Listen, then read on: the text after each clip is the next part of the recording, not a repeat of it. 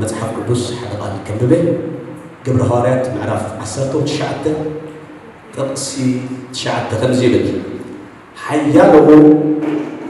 نتي مجدي أبقن هزبي إنك كفلو مستتارو نأمان مس أبيقنا كابتم كابتاتو ماجلسة نتن دك مزامرتو فليو أبتصبح أبيت مرتي تيرانوس كوينو يزاربهم نبرة يبلنا إكزابر قال إذا أبيسيا نبرة كلهم يهودان ترى أولاً نتقال قويتا كسع سمعوه كلت عمت ملو النقد على كده نيشتين تحنتي فسايز قبل الله نتوم دك مزامرتي فليو أبتصبح أبيت مرتي تيرانوس كوينو يزاربهم نبرة يبلنا إكزابر قال يسوع كريستوس قويتاي آمين لما أنت نشتي مبرهي كبلو زدلو حسب جبراوي كولج مصحف قدوس فلتات مصحف قدوسن نمنتاي يدلنا زبل حسابي نشتي متوك زاربه كولج مصحف قدوس تاراتكال تمرتي طراي ايكونن وصيتاويا مسرت زلوم بمنفس مروح اغلغلتي نمفراي زغلغل سفرا سلطناي يسوع قويتاي እግዚአብሔር ሐቅን መሐላው ህዝቡ ንመምራህን ኩል ጊዜ ዝተማህሩ ሰልጠኑ ሰባት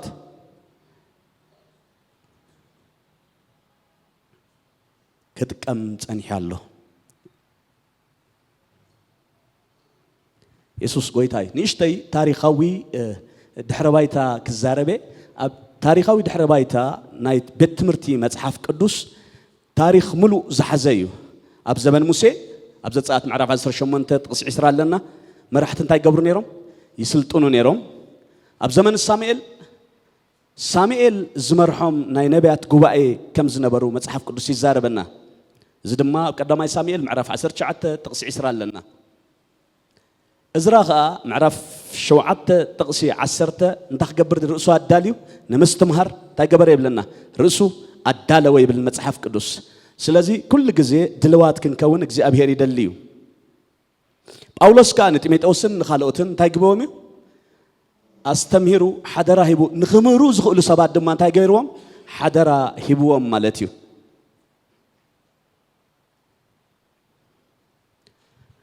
نبتقن دحتو كأتحجي جبراوي كولج متصحف قدوس نمنتاي يدلنا زبليو. نحكي نيا قلقلوت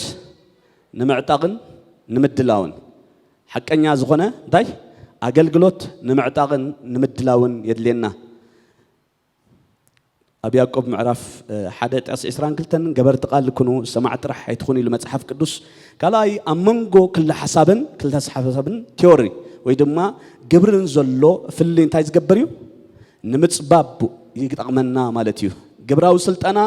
نفلطت نابصلوا وتصيتن يبصح مالتي كبرن قويتا يخون أبي وطنا أبقلقلتنا صلوا زلهم صوات كنا كنكيد جبراوي زخونه تمرتي مصحف قدوس يدليناي يسوع قويتاي فلتت راح أخالي كونن أبي وط كترجم على ስለዚህ ፕራክቲካል ቴዎሎጂ ወይ ድማ ግብራዊ ዝሆነ ትምርቲ ኣብ ህይወት ዝትርጎም ትምርቲ እዩ ኩሉ ግዜ መዓልታዊ እንታይ ንገብሮ እዩ ነስተማቕሮ እንነብሮ ናብራ እዩ ኢየሱስ ጎይታይ ግብራው ኮሌጅ መጽሐፍ ቅዱስ መንፈሳው ብለት ንዕባይ ስልጠና ባህሪ ስነ ምግባር ተሐታትነትን ይቀርጽ ማለት እዩ ተሐተቲ ዝሆኑ responsibilities ወስድ ሰባት ክፈሪው ይገብር ማለት እዩ ቅልጥፍ የዝብል ዘለኹ ውሽጣቴ አይገልጾን ኣለኹ ግዜና ከይዱ ስለዘለየ ፍልጠት መጽሐፍ ቅዱስ ንምንታይ የድለና ዝብል ሐሳብ ድማ ናምላኽ ብትክክል ተኽንገብሮ ክንፈልጦ ይገብረና ጌጋ ፍልጠት ድማ ናብ ጌጋ ምልኾ እንታይ ስለዝገብር ስለዝመርሕ ሆሴዕ ምዕራፍ 4 ጥቅስ 6 ህዝበይ ሰአን ፍልጠት ይገብር ኢሉ ይጠፍ ኢሉ ሰአን ፍልጠት ይገብር يتف مصحف قدوس كزارب كلها نفسي بزي فلتت كتكون صبوق أيكونني المصحف قدوس بزعبا أبناء يسوع الزمان كن متكلها كتجلجل مارتا بزح هلخ تبلنيرا تجلجل تايتجبر نيرا بزح هلخ تبلنيرا قويت حدا نجري لوا مريم جنا أبغى يسوع كفيلات مهار نبرة تبلنا قويت أشوف خمزيلو مارتا بزح هلخ تبلل خيلوا ማርያም ግና ካብኣ ዘይውሰድ ግደ ሓርያ ኣላ ኢሉ ስለዚ ካባና ዘይውሰድ ግደ ክንሓሪ ዋና ፊት እንታዩ ትምህርቲ ክንመሃር ርእስና ክነዳሉ ኣገዳሲ ማለት እዩ ንኻልኦት ከዓ ብትኽክል ንምምሃር ይጠቕመና ማለት እዩ እንታይ ተገርና ዝተማሃረ ሰብ ጥራሕ ይዝምህር ከምቲ ፍልጠት ዝመሓላለፍ ድንቁርና ከዓ ይመሓላለፍ ሄሎ ከምቲ ፍልጠት ዝመሓላለፍ ድንቁርና እንታይ ይገብር እዩ ይመሓላለፍ እዩ ዘይምፍልጣት ይመሓላለፍ እዩ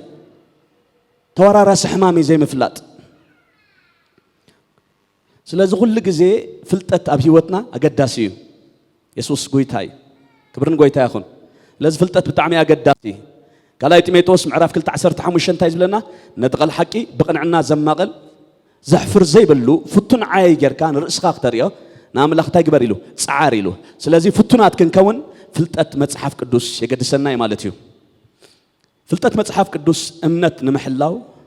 ትምህርቲ ሓሶት እናወስኸላ ብዝኸደሉ ዘሎ ግዜ ፍልጠት ድማ ንቤተ እግዚኣብሔር እንታይ ገብራ እዩ ይሕልዋ እዩ ካብ ኢረር እንታይ ዝገብራ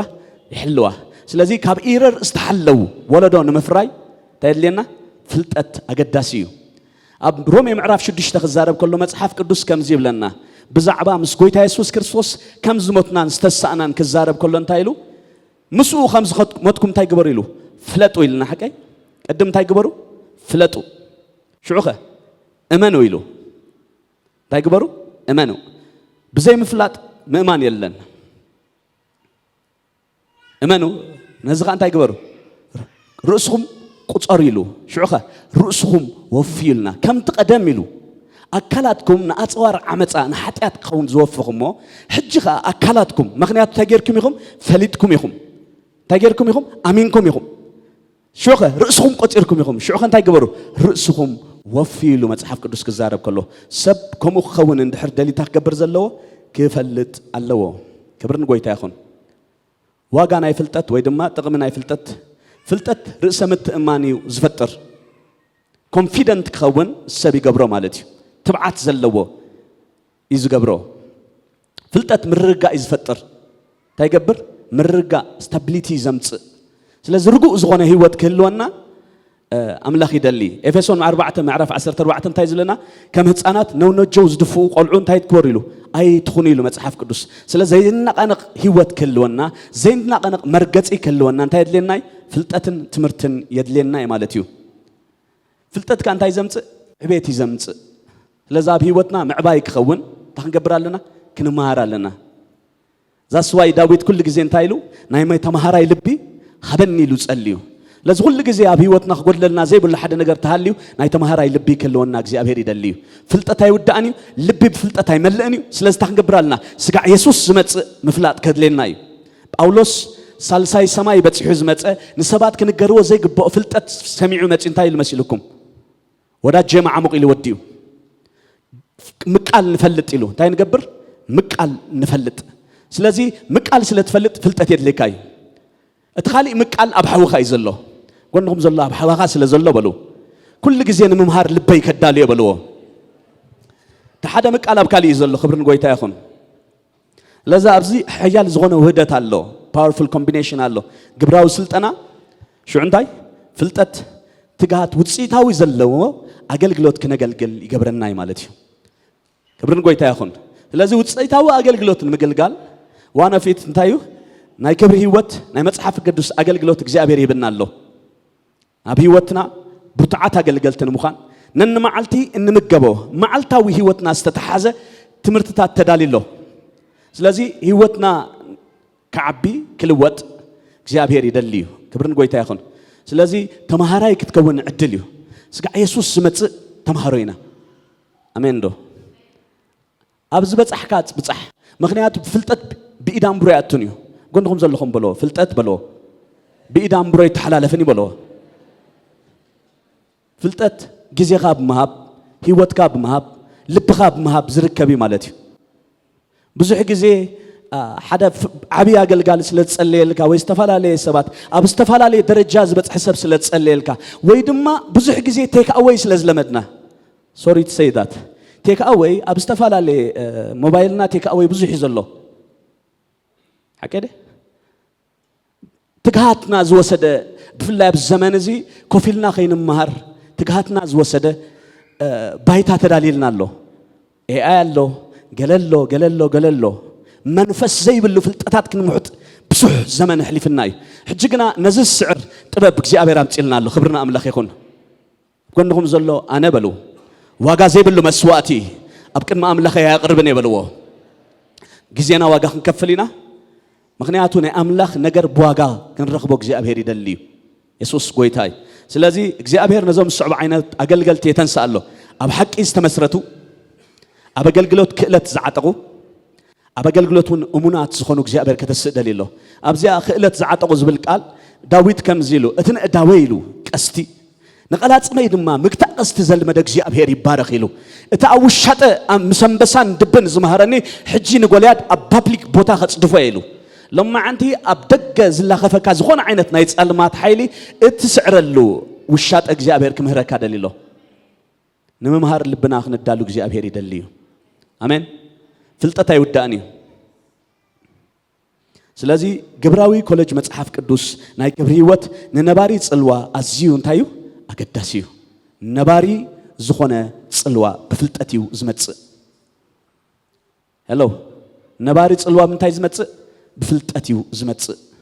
فلتات ابزو حدلو نباري زخون بركت يلن عوت يلن مخنياتو بركت زحلو عوت زحلو بمنتايو بفلتاتيو لذي نباري زخونه عوت كلونا أبونا يدلي سلازي كل جزء أوعد كقرب زدلي لهم معنتي انتايو بعمقت نمهار لبنا خن الدالو أزوتيركم نمتكا كين هكا أمود أتا دما أمونا تاجل قال قوي تاخنا نوتس جزابير كرد أناي أمود أتا انتايلن باولوس نتيميتوس ميعدو معرف كلت قلايت ميتوس معرف كلت تقصغلت نخال أوت دما كمهرون زخلو سبحدري حبوميلو الزلنا الزمن بحدث بزودا زمن أيقونان أقلقلوت بحدث بتجميرو بحدث بزودا أيقونان نايدولا قببليو حدث بجمر نتحدث عن تاي قبره يقبله تزقبل سبقن نمهار تخون الله دلو خون الله استمهار السبق خون الله سلازي كنمهار لبنا كندالو جيابير عدل يبنا الله سلازي حدا عدل توهيبنا زلو دمان تايو ناي كبر هيوت مصحف قدوس أقلقلوت بزح واقع استخفلو فلت إخندي واقع خمس استخفلو سلازي نزو واقع استخفلو عدل أب هيوتنا كن رخبوك جيابير يدليو مودات عن تقستزاري بكودي عشاس ناب كتما أتوني مو سعرون تاي قبريلو يدكمو إلى مصحف قدوس كزارب كله كتما مالت place of wisdom مالتيو بوتا تبب مالتيو أب عد خوينو ويد ما بهاجر سب كوينو حدا سب كدان كحتصب ندحر دليو ميت خدان ندحر حتصبو أب كل تماعل سلست ماعل تيزودو أب كتما ندحر أتيجن أوتوماتيك ماشين على مئة وترحي سلازي نه حدا سب نه عسر عمت سعري أب صوبن كترخبو تخلي خاملتيو this is wisdom سلازي بتبب እግዚአብሔር ክሰርሐና ደሊሎ ኣብ ዘመን ሰሎሞን ኮም ነርምሽ ኣብ ውሻጠ ወይ ድማ ኣብ ደገ ኮይኖም ስነት እንታይ ገብርዎ ነበር ይብለና ይጸርብዎ ነሮም ታቤት ክስራሕ ከላ ግን ድምጺ ነበረን ኢሉ ለማ አንተ ኣብ ፐብሊክ ፕሌስ ድምጺ ዘይብሉ ጉዕዞ ክትጓዓስ ኣብ ውሻጠ ክትመሃር እግዚአብሔር ደሊካሎ ነዚ ዕድል ዝንጠቀመሉ እግዚአብሔር ይባርክኩም ቴንክ ዩ